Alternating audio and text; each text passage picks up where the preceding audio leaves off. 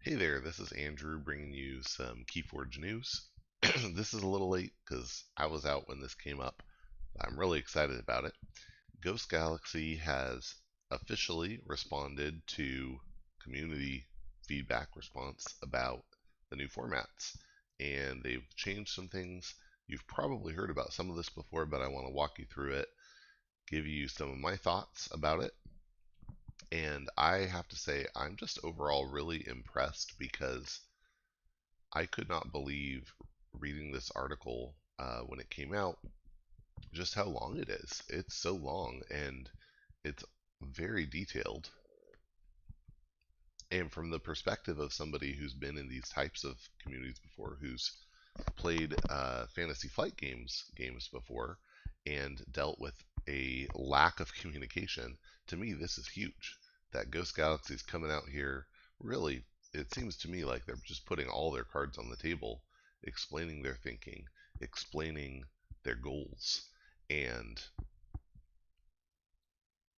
yeah, it's so much, uh, and it's what every publisher should be doing. Every publisher should be communicating like this clearly with their players and getting past the I don't know I don't know what it is. Well, I think I do know what it is. Uh, Companies bug me because they don't like to just come out and say what is really going on. And oftentimes, in my experience, it is the case that a company will have a perfectly reasonable thing to say, a perfectly reasonable explanation for whatever it is that people are upset about, and will choose not to just clearly say it because they're worried about the reception or what if we say too much? I don't know what it is exactly. I guess I said I don't know. I do know. I don't know. Anyway, uh, yeah, there's just fear about communicating clearly, and so they don't.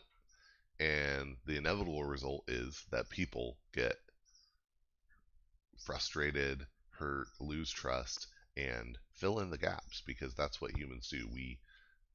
We're pattern matchers, and we will fill in gaps where information is not provided. Anyway, Ghost Galaxy is, in this case anyway, I think not falling into that trap. They are just putting information out for us and doing a great job of it. So, with that, I guess, glowing praise out of the way, let's dig into it. So, I like how they framed this.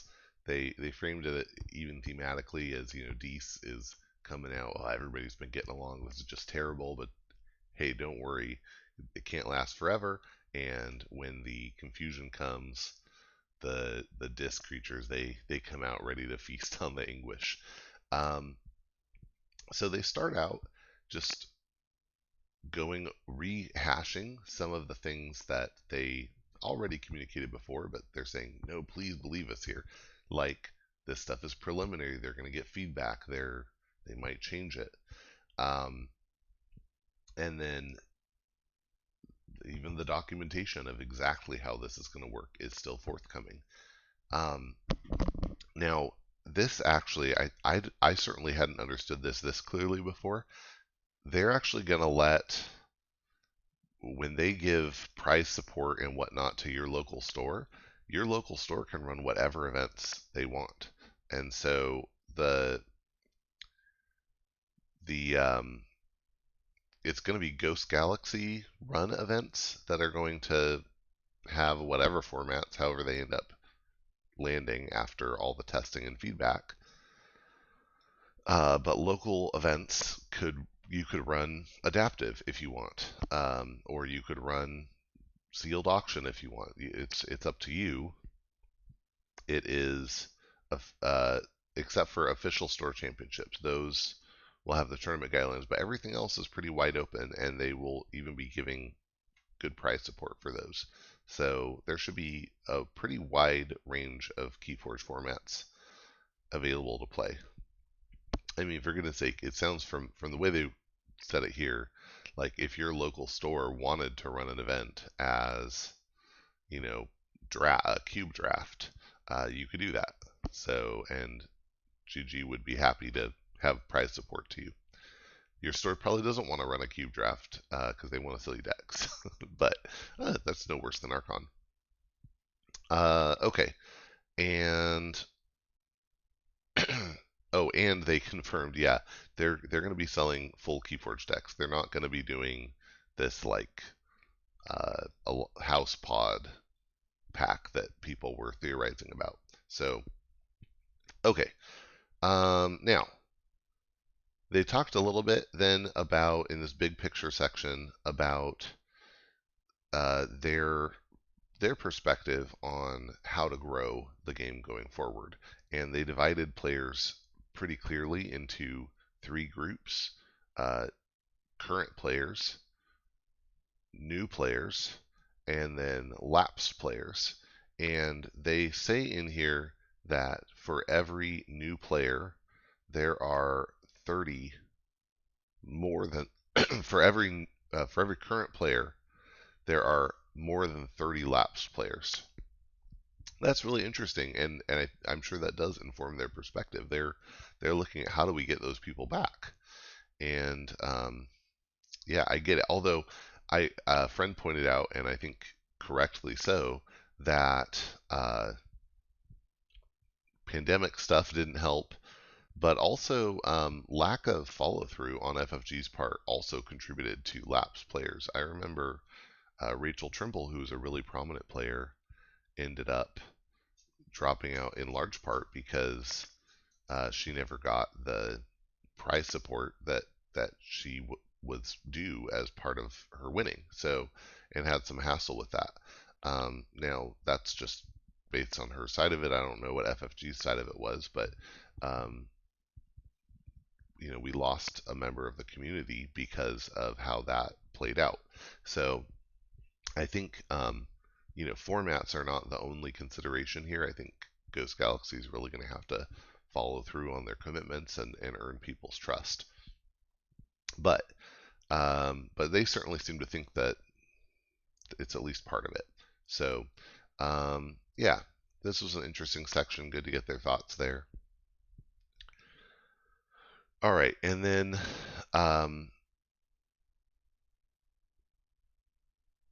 they address some more specific concerns that people have about Alliance, and they talk about some of the problems they think it solves. That it makes a deck that you might on the face of it just consider a bad one, gives it some other possibilities at life. They're hoping this will shake up the way that decks are evaluated. They didn't say anything about the second market here, but I wonder to some extent if they are. And if you buy and sell Keyforge decks, then certainly you've noticed a pretty substantial shakeup in the way I got some people very excited to buy it now. A couple of decks that had just been sitting there for sale for a long time, and I had to tell them no uh, because they were great alliance decks.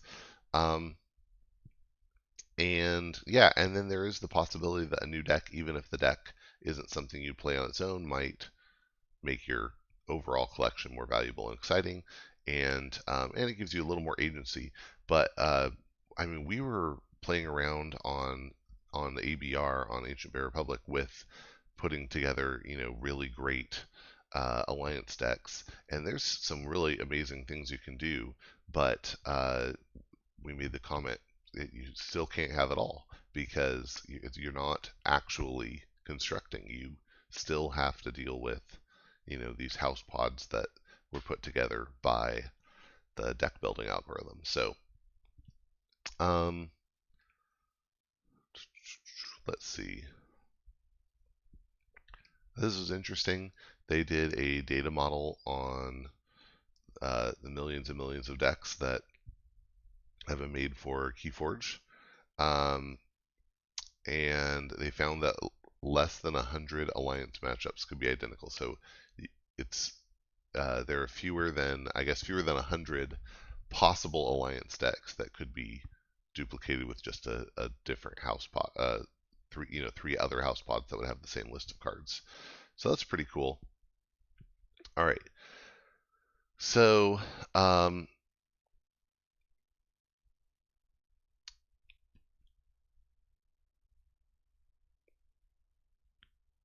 All right. Then they mention that we're doing a restricted list. Now, restricted lists are not a new idea in card games, but it is new to Keyforge because it wouldn't have made sense before. And the restricted list is going to be a list of cards that of which there can be no more than one in an alliance deck. So, for example, I imagine that library access and key abduction might end up on the restricted list. Well, if that's true, then that would mean that if you have a deck, if you have a house pod with library access and you have another house pod with uh, key abduction, you can't put them together into an alliance deck. It would also mean that if you had a Maverick library access, you could not put the normal Logos library access together with, say, a Mars library access and have both of those in the same alliance deck because you can only have one card total from the restricted list. The cool thing is they are ignoring those limitations if all three pods are from the same Archon deck. So if you have a double Martian Generosity key abduction deck, you can bring that as long as it's the whole deck uh, and not constructed via the alliance rules. So if all three house pods are from the same deck, if you just brought a deck, you're good. You ignore the restricted list. That's pretty cool, and I think that might mean that there are some Archon decks out there that could probably run the table, or at least have a strong chance. Now, just to be clear, we don't actually have the restricted list yet. We're still waiting for that. But I have definitely some speculation, and if cards like Library Access and Martian Generosity aren't on it, I'll be shocked. But we don't have that yet, so I don't want to give you the impression that I've seen it or read it or anything like that. I definitely haven't. On the Help from Future Self podcast, Christian Peterson and Michael Hurley each made. Well, Michael Hurley said he had an inner sanctum of advisors that he listens to, and Christian said he has an inner Mars, which I thought was pretty funny. But I'm not in either of them, so yeah, no special knowledge here. And then the other thing that is really interesting is that they announced, where is that?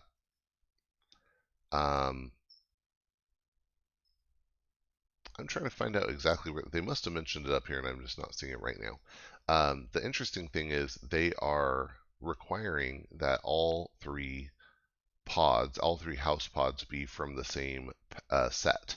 So that means that you could not take a library access deck from Call of the Archons and mix it with a Martian Generosity deck from Age of Ascension. Now you could have, for example, a legacy library access and use that with AOA. If you have a library access in Dark Tidings, for example, you could bring that in and mix that with other house pods from Dark Tidings.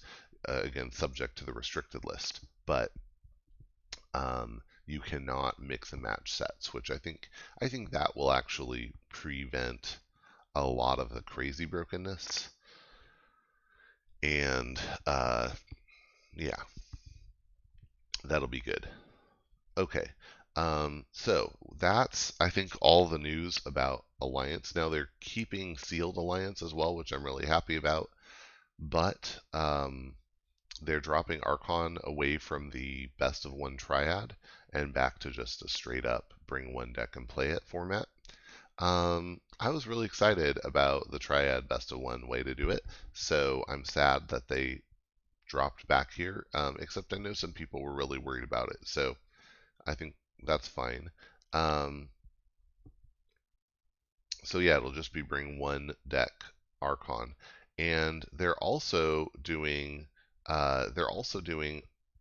what they're calling Archon sealed. So they'll now have actually two sealed formats: Alliance sealed and Archon sealed. And in Archon sealed, they've dropped it from the old open 3 decks, pick one, to just you open a deck and play it, which that means that's going to be a really swingy event. There's going to be some people that open a terrible deck and are stuck with it. But they're opting in, so I guess that's okay. On the other side, in Alliance Sealed, you get to open up 2 decks and pick 3 house pods to include. So I think that'll be great. And I am guessing the restricted list won't apply there, but I could be wrong. Okay, so then they kind of just address the idea of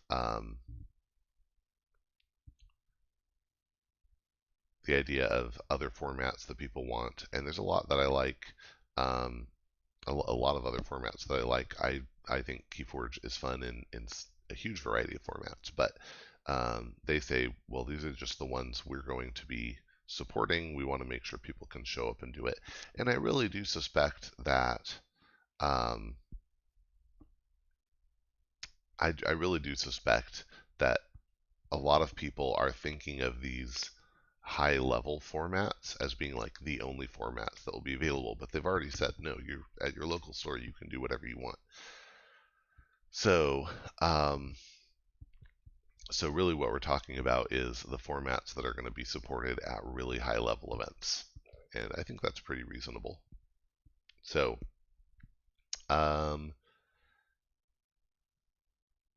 yeah, so okay, here's a good summary. So Archon is now single deck. They've added Archon Sealed, that's just open a deck, play it, and the Alliance format you have to construct from the same Keyforge set, and they're also going to be publishing a restricted list. So yeah, I think those are really reasonable changes. Again, I was excited about the Triad Best of One, but that's okay. And I am planning on doing Alliance, both sealed and straight up Alliance at the Keyforge celebration. So maybe I'll see you in one of those. Let me just really quick go over the numbers here. I love the event page is pretty well done, and it's crazy to me to think, there's these events I'm signing up for, but then they also will have the Unchained Duels and the Keyrack and Invictus going on, and I'm pretty excited about those too. So seems awesome. Archon Sealed currently, as of October 18th, has 10 people signed up, and Alliance Sealed has 91. So I think that kind of shows where the community's at with that, or at least certainly the people that are willing and able to make it to a high level event like this. You have people mostly signing up for the Sealed Alliance, or the Alliance Sealed. So I meant to say that. And heck, you get 2 decks, so that's pretty cool. On the Archon side, though, it definitely seems like right now there's more interest in Archon, although the overall numbers, if you think about Sealed, there were 101 people signed up.